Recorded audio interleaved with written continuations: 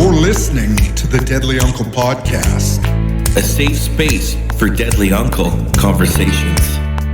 All right, welcome to the Deadly Uncle Podcast. Today we've got Mr. Bill LeBlanc, a.k.a. Rellik.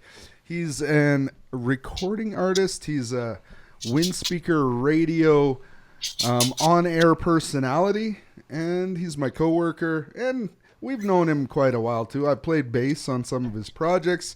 He's an overall good dad. Yes, a good buddy of ours for sure here on season 2. Just amazing to have so many different guests. And as you can hear, we have Bill and the family in the background, which is beautiful. That's what we love. Yeah. How's it going? Tansi gakyo. Tamskat na Rellik nsiga sun. Ito Bill LeBlanc.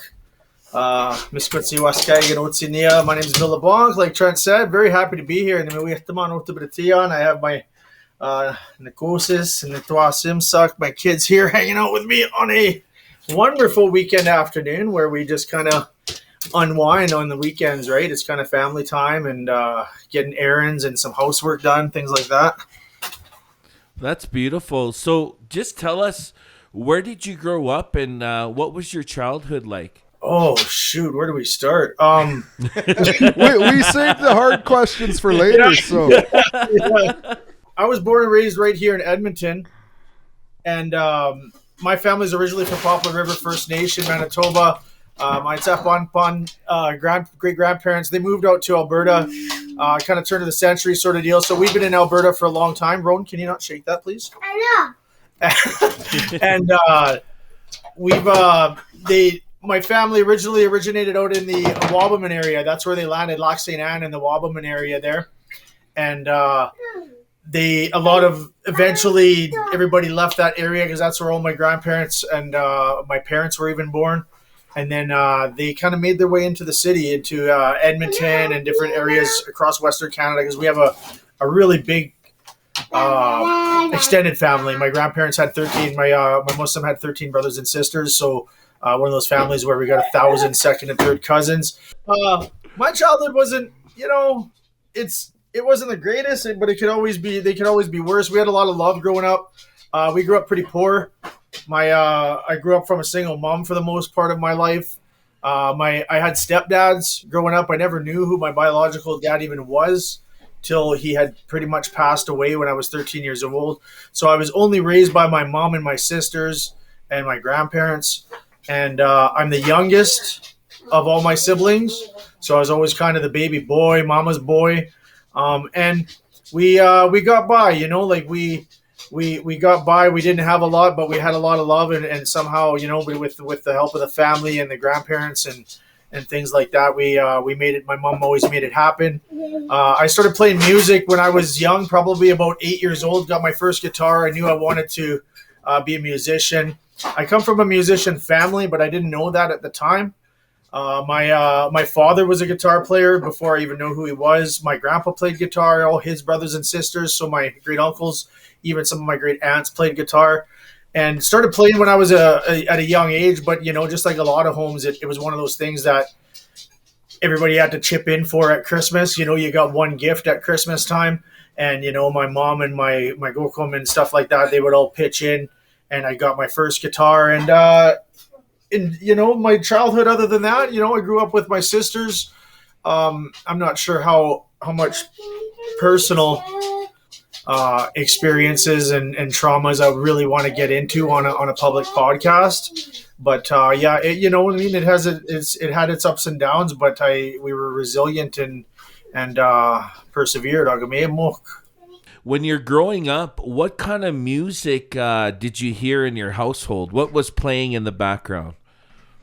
In my home, there was always music playing in the background. So I give a lot of my thanks for my musical influence to my mom, even though she never sang or played an instrument. She was always listening to music. She loved listening. She loved dancing and singing along. So in our home, there was a lot of classic rock. So you got your Stones, a ton of Stones, Dr. Hook, the Eagles, the Beatles, Rod Stewart, Elton John, John Mellencamp, just a lot of classic rock staples, Led Zeppelin, Nothing too heavy was in our house growing up. Led Zeppelin was about as heavy as it got.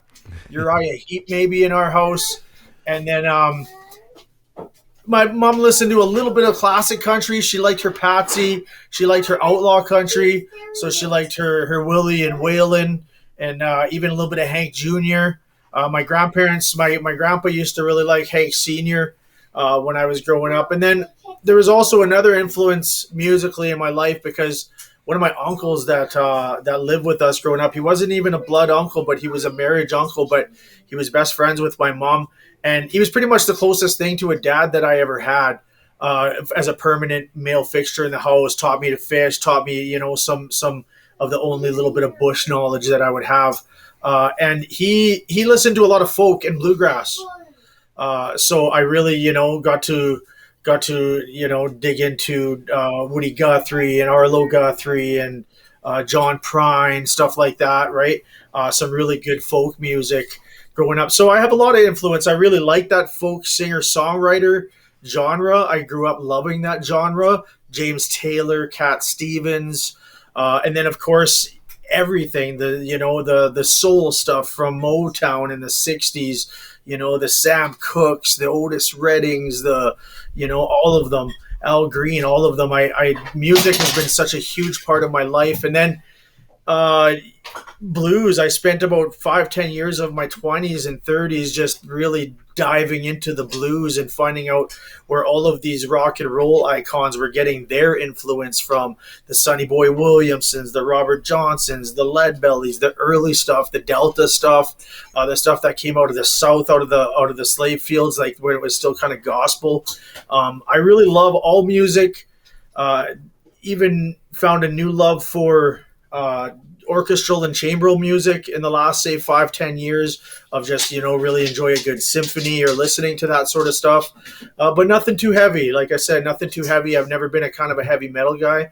But yeah, and then hip hop came in the late 80s, mid 80s for me. So at the same time as I was doing Bryan Adams in the mirror or whatever, right? When I was like 8 years old. With your brush? With my brush, right? Here's a good one. My sister was in marching band. So my sister was in marching band. So she always had these wooden rifles and these swords and batons and all sorts of stuff. So, oh man, I used to kill it on the air guitar. I was the air guitar king back then. I wanted to be Duran so bad, right? So, but then of course the late 80s, mid 80s hit, and my sister and one of my cousins really opened my eyes and gave me my first look into hip hop music, which was actually like the Fat Boys, Run DMC, Bobby Jimmy and the Critters, stuff that was coming out at that time. Of course, hip hop goes back before then to, Grandmaster Flash and Sugar Hill Gang and all that stuff. But at that point, from there on, hip hop was a huge part of my life. I fell in love with it in the mid 80s.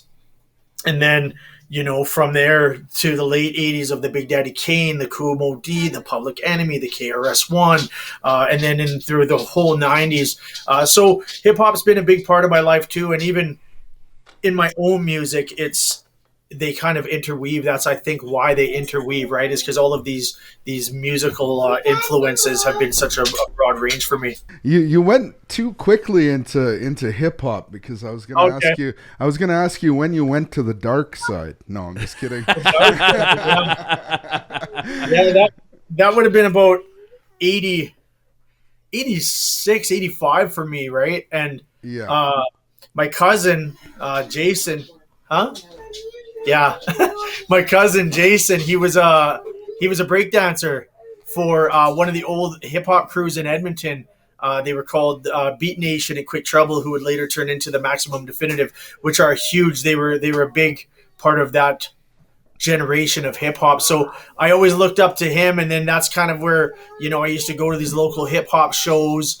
And then, by the time I was 11, I think 87 or so, I was already writing. I was already, just writing little raps, and somewhere up in the studio, I have some of those old rhyme books, right? But I was already writing raps, and then then in the hip hop world, it was a long journey, because I would eventually have a couple little rap groups in the early 80s of just like kids from the neighborhood. And then by the 90s, I would already team up with Plex, Billy Blackout, Lace, the whole crew. There was like 7 of us, Spade, that made up 118. And we were like the first big, we were like the Wu-Tang of Edmonton in like the mid 90s, right? We had this big crew. We had our own studio. We were one of the first hip hop recording studios at the Dungeon. So we were already playing stages in the bars when we were just old enough, maybe not even old enough to get into the bars. We were still in high school and opening up for the Dream Warriors, people like Maestro Fresh West, and people that were big in the 90s, right? And then hip hop, we did a few albums with 118, and then everybody kind of went solo once Plex and met Jen Podemski and moved out to Toronto. The face of the group would kind of change right there, and that's when Rellik kind of became a solo hip hop entity. Would have been in like 2000 and some, right? So, and here we are today, 20 years later. 20 years later, eh? You have an interesting story, Bill. You were a single father for a lot of years, and you went through a process of getting custody of one of your kids. Am I right? Or more than one of your kids? Two of them, yeah. Two of them, yeah. Would you like to maybe go through that story so you could share with other fathers out there, like the struggle you went through to keep your family together? Yeah, there's a lot. Again, there's a lot of personal things that go in with that. So when my oldest son was young, and me and his mom were kind of just on the outs, and she was dating a guy that had ended up hurting my son. So without going into too much details, he was fine, thankfully, and I went through the whole Alberta court process with him. That person was charged and whatnot. And then I went through the whole court process. It was in the newspapers and stuff like that too. But and then I was a single dad too. It was just me and Kyle. Kyle's 23 now. Is Kyle 23 now? Yeah, Kyle's 23, right? 24 soon. And so Kyle was a baby, and just doing the single father thing. I remember we had a basement suite, lots of help, at least, because by the time I was an adult, my mom had a little bit more money in the family. My mom had started going to work on the rigs and stuff and doing camp work and stuff like that. Yeah. So when I was in those early years, I would get a lot of help from my mom and my 2 sisters especially. So I can't say it was done on my own back alone, because of course you always have those family supports. So there was, and then fast forward a few years, and then I had Aaron, then went through the court process with Aaron again. There wasn't the same, like there wasn't a traumatic event or anything like that led to that. That was just I felt like he was the better parent. I was the better parent, and that I felt like, not that I was ever trying to take anybody away, but I just wanted to make sure that my boys would stay together with me. So, which eventually would lead me to writing a song about it. And just like a lot of our musicians' healing is, a lot of my healing is writing about it. And I ended up writing a song that APTN took notice of. They offered to fund the music video in a program they had called First Tracks, and they flew me and Lace out. It was a hip hop song. They flew me and Lace out to Toronto. Yeah, I think we shot that in Toronto, and I didn't get to have my kids in that music video. Maybe we could play a little clip of that music video in a bit here, but they hired 2 young little kids off the res in 6 Nations to play my kids. That was fun. So then, that song, That was on my first hip hop solo record off the Mighty Mouth album in 2010, 2011. And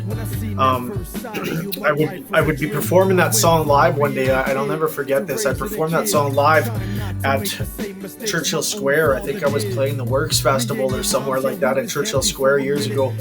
And who's in the audience is Bernadette Ayatel from the Creating Hope Society. And that would be the day that I met Bernadette Ayatel, that we become best friends for like almost 20 years, 15 years after that. So she heard the song while she was watching it. She's like, what an amazing song you wrote for your sons. And she's like, I'd love this song to be part of a project that we're doing that is called Aboriginal Fathers Love Their Children Too. And it was done by the Creating Hope Society. Adrian LaChance was a part of it. There was a bunch of other Indigenous dads that took part in this documentary that basically highlighted that, hey, like, the stigma that a lot of Indigenous dads were getting as being deadbeat dads or non-existent dads to their kids. That was this stereotype that was, around, that's been around since, forever, that's not always the case. And that there's a lot of Indigenous dads that are doing great things. So I was really happy to be a part of that project too. So yeah, that's my story of me and my single fatherhood. My kids are now 23 and 18. Aaron is. And I also have a 14-year-old daughter, a 10-year-old daughter, and a 3-year-old son. So I got a whole soccer team just ready to go. Did anybody ever introduce you to contraception? No, I'm just kidding. You see, back then it wasn't a thing, right? Go ahead. I'll Yeah. You know how much contraception cost back then? I don't know. We didn't use it. I don't know. And what was your experience when it comes to being an Indigenous dad, and it comes to the court systems? Other than your family, was there any support systems, and do you see any change in that, in support systems for Indigenous dads? Yeah, so back then, like I said, at the time, I don't know if Creating Hope Society was around. That would have been in about 2001 when that happened with my oldest son, and I was, going through the court process, maybe 2002. And I had relied and got some support from Native Counseling Services of Alberta. Okay. And they offered some counseling. They offered a lawyer. I think my first lawyer was actually through Native Counseling Services of Alberta. And so there was some support there, and I don't think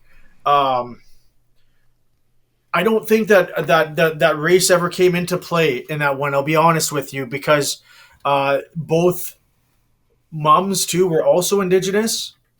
So I don't think that there was, I just don't think it ever had the opportunity to play. Do I think that there is a problem and that there is racism in the court system? Absolutely. It just didn't play a part in my scenarios. And I think, as to answer the second part of your question, how has it changed the supports?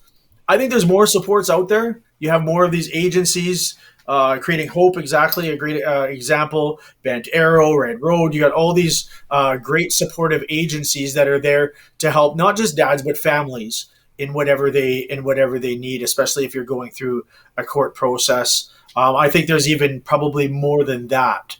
There's probably, I think they make these little booklets out there that are designed for that, for if you're going through family court process and you need supports out there. So yeah, no, I just got one more quick question before I give it to my brother here.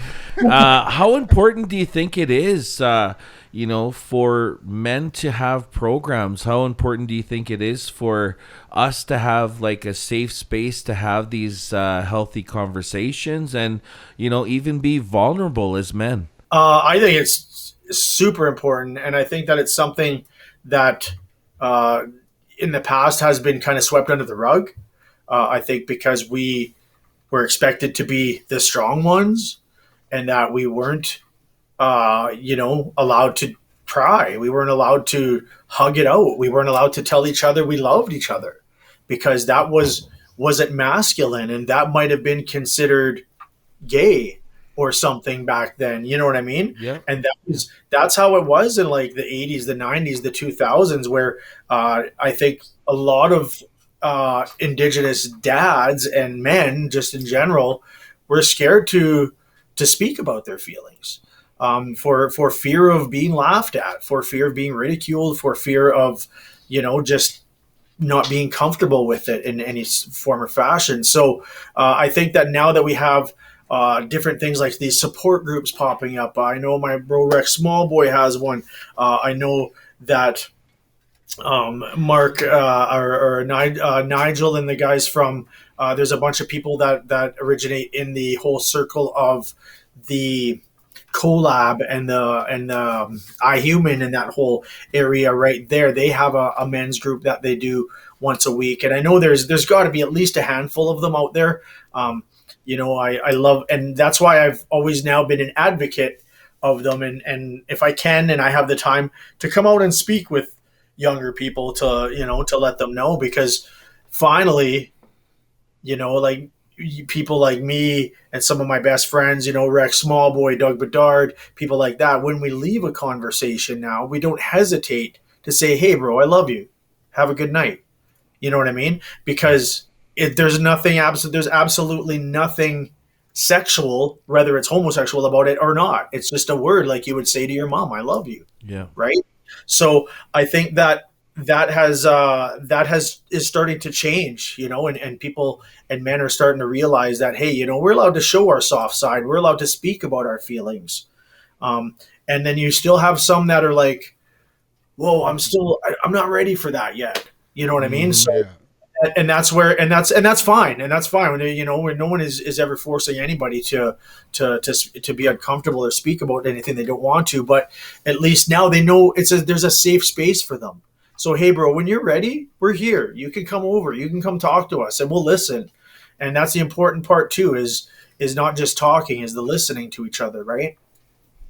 I think that's true. And that's kind of what we started this for, is to normalize conversations between men, where we can be vulnerable, where we can talk about what makes us feel weak, and I know from experience with you, Bill, that you and I stopped drinking alcohol about the same time, and everybody has their own reasons for quitting drinking alcohol. Like personally for me, I was suffering from anxiety and depression. I was taking medication, and I could no longer drink and take medication. I had to decide for myself, did I want to try and get healthy and give this medication a chance, or did I want to keep doing the same stuff that I'd been doing for 20 years, right? And it wasn't necessarily, for me, I didn't quit because I was a fall down drunk or anything, but it was alcohol was getting in the way of me getting healthy.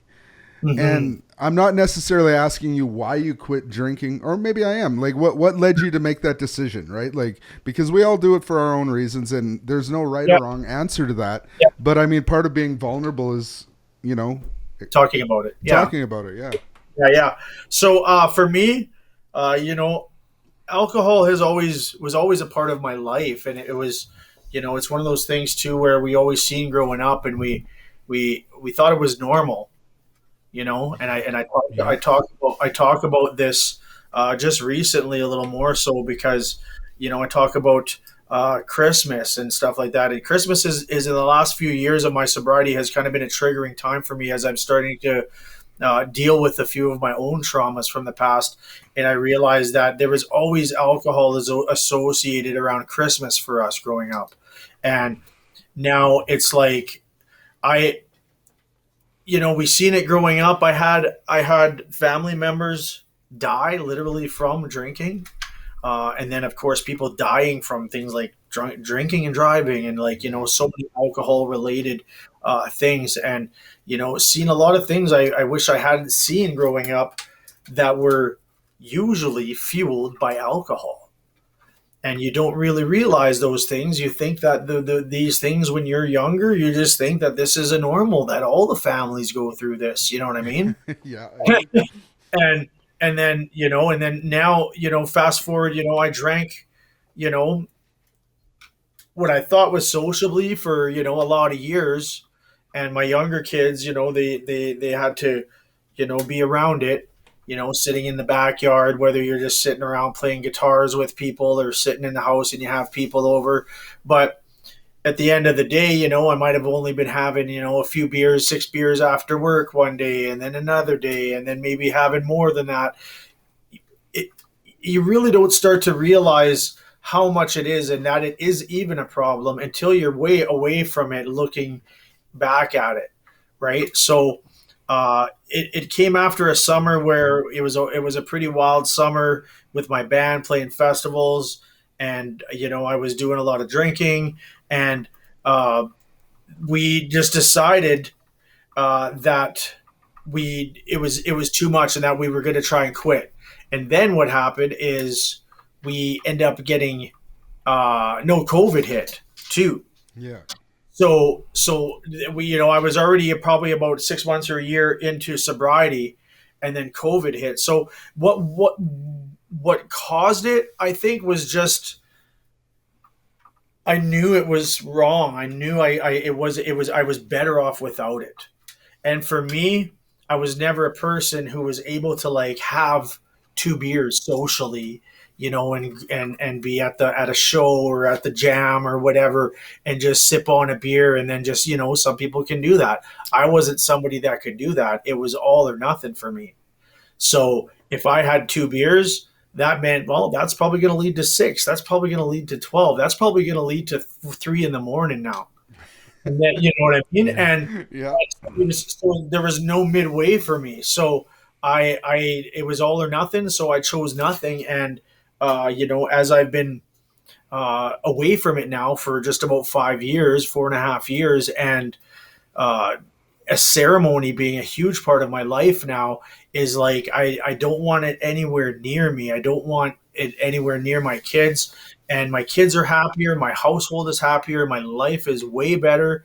I can't even imagine going back to it now. So I've always been someone who is kind of tried to be an advocate for that, right? That I know the things that go with sobriety, of like losing a lot of your friends because they're not sober and you don't want to be around people that are drunk anymore, of spending less time with certain people or family events or things, whatever it is. If there's alcohol there, even if it's social alcohol, I usually don't want to be there, especially if people are having more than 1 or 2. I just don't like, and I'm not trying to be that preachy guy. People can do whatever they want to do.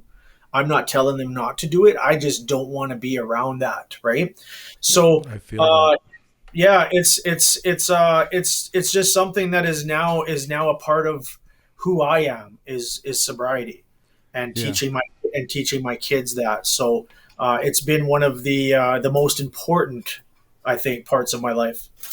Thanks for, letting us know your reasons. I got one follow-up question, if I can remember it now, because I just stumbled trying to think about it. But that's what it was. Like when I quit drinking, drinking was a huge part of me performing. I played in bars for 20 years. Yeah. In honky tonks, we were drinking all the time. When I first quit, I had to stay away for about a year. I didn't actually play with anybody that I was there's definitely been relationships in my past where all that it was music and alcohol. And those people I had to cut off from my life for at least the first year. It took me, and these are lifelong friendships, like guys that I played with when I was 18. And at first they didn't understand, and I'd be like, okay, I just can't do it right now. Like they'd be calling me for gigs and I'd be like, no, I'm not ready to be around it yet. But I eventually was able to do that. I was able to go back and be in these situations where people are drinking, because big part of country music is being at that party, right? And I was able to find a place where I can tolerate being around that. I'm not a big fan of it either, but it was so much a part of my life that I was able to adjust enough where I can be around it for performance sake. Now, have you found a similar situation for yourself, or have you made like deals with people in your band that there's not going to be alcohol at your shows? Like, what kind of things have you done to deal with that same situation? I'm like, Smokey, you're not. No, I don't. Of course, we brought up Smokey. Hey, we're going to North Country Fair here. Come on. Like the only sober guy at North Country Put the Fair. brownies away. Yeah. So no, I can be around it. But I see your point. It took me a solid, probably almost 2 years where I didn't want to be around. I couldn't be around it because of the temptation. Right now, if there's if I have there's a family poker night or the family reunion or something like that, right? I can be around it for a bit because I want to still see my family. Yeah. There's been the odd time where I'll get myself one of those non-alcoholic drinks, and just for the social aspect that I'm sitting around, and then all of a sudden, like, the mental starts kicking out, and you're like, I feel like I'm getting a buzz off this, but there's no way I can be, because it's somehow like that. It triggers that chemical reaction in your brain still, right? Yeah. So, I can be around it, and and when it comes to the jams and stuff, when our guys are jamming, there's usually, I've never seen alcohol around when we're rehearsing.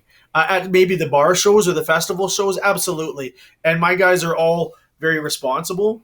So, they might have themselves a couple of drinks. I would never, ever say, no, you can't drink, even on stage. I wouldn't want it visible on stage, but you can't drink before, in the backstage area or whatever, you know what I mean? As long as they're getting their job done and they're not drunk, I'm fine with it. And same with, like I said, if I'm in a social environment where there's people and they're having a couple beers, I don't really have a problem with it. It's when people really start getting stumbly drunk and start fighting, you know what I mean? After party stuff, yes. Yeah. You're fighting with your significant other or whatever. Like, that's when that's the thing about alcohol that I don't like, is there comes to a point where everything turns into something emotional at some point. Like, nobody knows when to quit when it's just fun, eventually it goes past the fun. Well, in my experience anyways, like, anything negative that happened to me in my life happened around alcohol, but some good things happen around alcohol too. So I did have a lot of fun when I drank, and I'm not going to lie. Like, I had fun drinking, but now it's not a part of my life. And I've decided that for now, and maybe probably forever, but like, never say never. No, I'm just kidding. Might be a crazy time, eh? There's actually a traditional teaching around alcohol and what it does to us, and I've spoken about it with one of my knowledge keepers that holds our lodge where we pray, and we talk about how there's different stages of your spirit leaving your body as you're drinking, right? Everybody goes through that fun cocky stage that's just easy flowing, and then you go through the laughter stage, and then you end up going through the anger stage, and then you get up going through the, I'm crying over whatever, you know what I mean? It's all part of that whole process of being drunk, right? And then, of course, nobody likes the next day, right? And as you're getting older, when I was getting older into my 40s, the hangovers aren't just one day now; they're like 2 days, right? Yeah. And it's not something I'm proud of, but there'd be days where you're like I'm lazy, and I'm just laying on the couch, and I'm might not be cooking a full dinner for the kids, or I might even be snappy with the kids because I'm in a bad mood because I've got a hangover, right? And now it's like I wake up at 7:00 in the morning, even on a Saturday morning, bushy-tailed, laughing with my kids. We smudge in the morning. We'll start cleaning the house. We'll go out and do stuff. My life is just so much better without that, right? Nothing worse than a text message on your phone the next day. I can't believe you did that last night, and you have no clue what they're talking about. I think we've all been there, right? I think we've all been there when you do something that you just don't remember doing and you're super embarrassed about it, right? So none of those regrets. But the one thing I will, since we're being open here, the only thing I do miss about alcohol is that first free-flowing stage of those 2 drinks where you're just kind of lightheaded, and as a musician, Tipsy. Yeah. yeah, you're tipsy, and as a musician, for some reason, your creative juices kind of can come out of you a little better when you're in that state, right? Yeah. It takes a long time to find that in sobriety. It's really, really being able to breathe, think, and be comfortable in your own skin up there. Yeah, it's that feeling. But when it's sober, it is such a powerful thing. Hey, we've all experienced that magic on stage for sure. Yeah.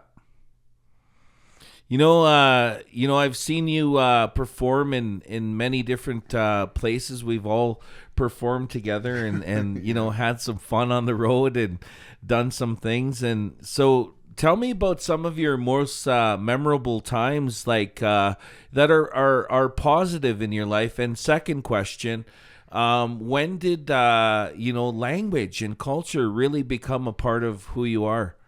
In the first part of the question, for memorable performances or moments in my life, like for my personal life, my moments, you know what I mean, of my birth. It was the greatest day on the planet Earth. My mother said, "Everything that the sun touches will be yours." No, things like getting married, to my wife, my wonderful wife, having each of my kids. Those are, of course, like some of the most powerful moments in my personal life. Musically, I would say this one talent show that we did when we were like 12 years old in our neighborhood. I would really think it would be my first, not my first stage, because I performed in school performances too, but my first real taste of a stage. And we won that talent show when we were like 12 years old, and it was just at the community league up on 118 at Eastwood Community League. And I think that one has always stood out for me. And then in about 99 or so, we opened up for Run DMC. That was a big one for me, with Run DMC being my heroes, and Jam Master Jay was still alive. Rest in peace, JMJ. But then another one would be a few years after that, 118. We went to Winnipeg for one of our first travel out big shows as a hip hop group, and we met Vince Fontaine for the first time. And Vince Fontaine put us on the stage for the 1999 Pan American Games, and we were probably 20. And we had a bunch of the young breakdancers. Some of them were like 12 and 14, some of them from a Goo crew. And I still, to this day, I joke with James Jones, Notorious Cree. I seen him in ceremony a few weeks ago, and I'm like, what were your parents thinking letting you come with us when you were 14 years old? What, you weren't a responsible chaperone, Bill? We were all right. It wasn't that bad. I shouldn't say it. Now as a parent, I'm like, my kids are traveling at 14, going on a road trip with a rap group, right? So, but we went down to the Pan American Games, and there was about 30,000 people in the audience. That was probably one of the biggest shows we've ever played. Just, festival crowd, just a sea of people. It went us, then Redbone, then the Guess Who closed it out. So we got to meet a few of those guys. So that was a big time for us. And then, as a solo, and then more as a solo artist after Rellik kind of did his solo stuff. Aboriginal Day Live in Victoria really stands out for me, where me and the Dirty Boots got to play. That whole Dirty Boots era with Berg and them. We went up to Yellowknife to play Folk on the Rocks. That was a good memorable one. And then of course, and then the award wins, you know what I mean, where all the awards that I got to take in Milwaukee at the Indian Summer Music Awards, where I got to travel. And shout out to anybody that ever supported that travel, whether it was people at the fundraisers or donations or Canada Arts Council or anybody that helped get me to those places. Because I got to see some pretty cool places, from Albuquerque to Milwaukee to New York. I went to New York one time just to shoot a video and being on a little show and stuff. So those are just some of the highlights. But after a while, like when you bring them up now, I can bring them up. But they generally kind of start to blur together a little bit because, just like you guys are both performers and have played thousands of shows too, they kind of all just kind of blur together. But now I got a different group of guys that we've been together for about 5 years with the Signal from Earth guys, and they're amazing players, amazing guys to hang out with. So I just love playing shows with them, and we played quite a few last year, maybe not so many this year. I'm kind of, even though we're releasing an album here this summer, I've kind of pulled back a little bit from shows. We do have some big announcements coming, but I pulled back a little bit of shows just for some extra time with family and ceremony this summer. So yeah, those are some of my highlights. For culture and language, we didn't grow up with a lot of culture in our house. To be very honest, I don't know how that was lost between my Zapon, my grandma Jenny, my great grandma Jenny, who was full blooded Soto, but she spoke Cree because she was out in Cree country, and all of her languages listed where she spoke on the forms were always Cree. So, and a lot of Soto people still do speak Cree. So, but we never knew it really growing up, besides a few words, and then. In school, and I have to shout out, there was a program in school originally it was called the Sacred Circle program, which would eventually be called the Native Liaison program, and I don't know what they call it now, but it was basically where they would pull all the city school kids that were Native out of the classrooms, and you would get to learn about smudging and praying. And I even went to my first sweat when we were kids in grade 6 or 7 or something like that. And then grade 7, 8, 9, I was always part of that program. And, of course, I had a lot of, all my friends were Native growing up. So, shout out my late best friend, Trevor Chowis. He's not with us anymore. He's from Sturgeon Lake Cree Nation, but he, heard a lot of language in their homes growing up. So, and then in school, we learned a little bit. Shout out Dan Cardinal, who was the ex-MNA vice president, because he's also a language advocate, and he used to come to our high school on his own time to try to convince Edmonton public that they needed Cree, that they should offer Cree classes. And there was a bunch of us that would come at lunch hour on our own time, and he would donate his time. And that's how we would learn the Hewiwin in the Cree language. So at that point, that's how I learned all my numbers and animals and Wagutwin relationship terms. And of course, everybody knows the swear words first, right? And and Yeah. that would be about the for culture. I would always still have that culture growing up of going to ceremonies in different communities, not as frequently because we were also drinking in a lot of those years. So, maybe going to one sweat a year, one sweat every couple of years, just, with Doug and friends and stuff like that when we're invited to communities. And it wasn't until this year that I returned fully to regular ceremony, to sweating all the time, and looking forward to my first Sundance this summer is going to be hopefully a big part of my life. And the language, I just really, over the course of COVID, I'm someone who always has to be doing something. So I decided to teach myself to edit video. I decided to work on my piano playing.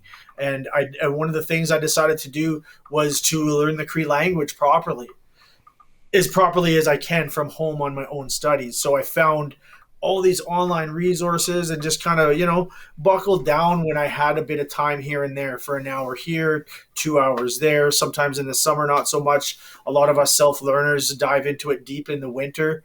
And then in the summer, things get busy and you might not have as much time. But there's a group of self-learners, a Discord group.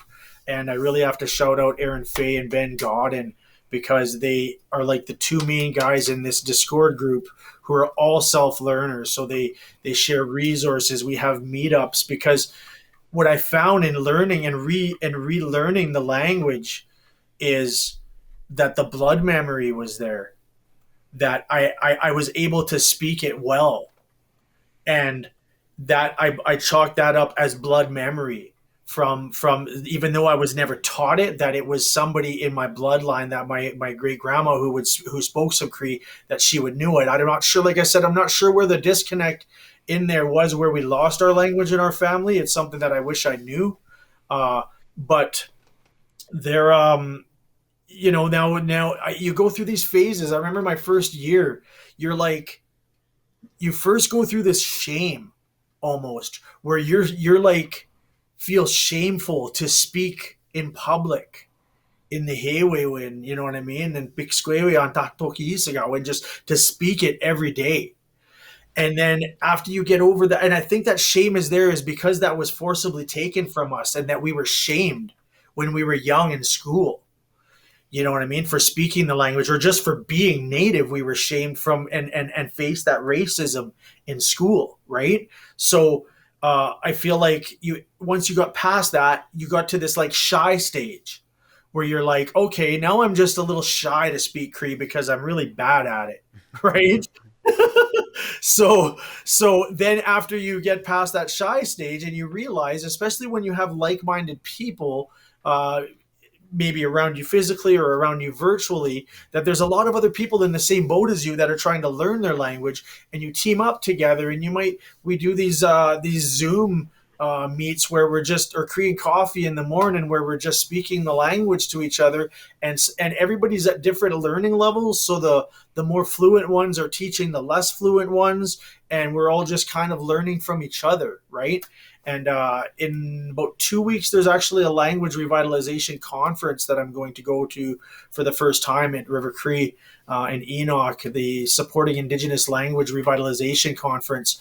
So I'm fortunate that we're in a time right now of revitalization of the language, of all language, whether it's whatever Indigenous language you want to speak, whether it's Mohawk or an Anishinaabe or Salish. I know Blackfoot can be a little tough. There's not as much resources out there for people learning the Blackfoot language. But for Cree, if you want to learn the Heiwewen, the Cree language, there's a ton of free resources out there, books, workbooks, videos, like everything that is just free at your disposal. But like my good friend Aaron Fay told me, no one can teach you your language. You have to put the work in to learn your language. So all we can do is help you along the way. So that's kind of the philosophy that we live by, right? Is that we help each other, and the more effort you put into it, the more you're going to get out of it, just like anything, right? And my main reason for learning the language was only for ceremony. So to me, it's very important when I'm in ceremony to speak to the Creator and to the ancestors in that language. So I'm only about 3 years into that language journey, and I still am terrible. Bill, I think we could do like a part 2 of a podcast. I feel like we just touched, the basics of our conversation. And it's crazy how fast the time goes. But thank you so much for, for your journey, for sharing here on the podcast, and for continuing to inspire young artists of all kinds, and to learn the lessons, or to learn the language, and being on the radio and all the stuff that you're doing. Shout out. I got to shout out someone too. Bert, Crowfoot, Jeremy Harp from Windspeaker Radio Network, because that's been a part of my recent journey in the last 3 years, and they've really taken me under their wing and taught me how to be a radio host and how to be good at radio, because I sucked at that at the beginning too. So shout out them. But thank you so much for doing what you guys do, not just for me, but for everybody, for giving men this space to speak to everybody. Hey, Bill, you're definitely a deadly uncle. You're listening to the Deadly Uncle Podcast, a safe space for Deadly Uncle conversations. Next week on the Deadly Uncle Podcast. The whole premise is to bring Indigenous and non-Indigenous people together and spread culture, truth and reconciliation, and really try to advance and promote what we can for the Indigenous in our city. And that's kind of started to expand beyond and into Calgary and basically all of Treaty 7 and the Métis Nation. So I've been pretty involved with the Métis Nation for a number of years now as well.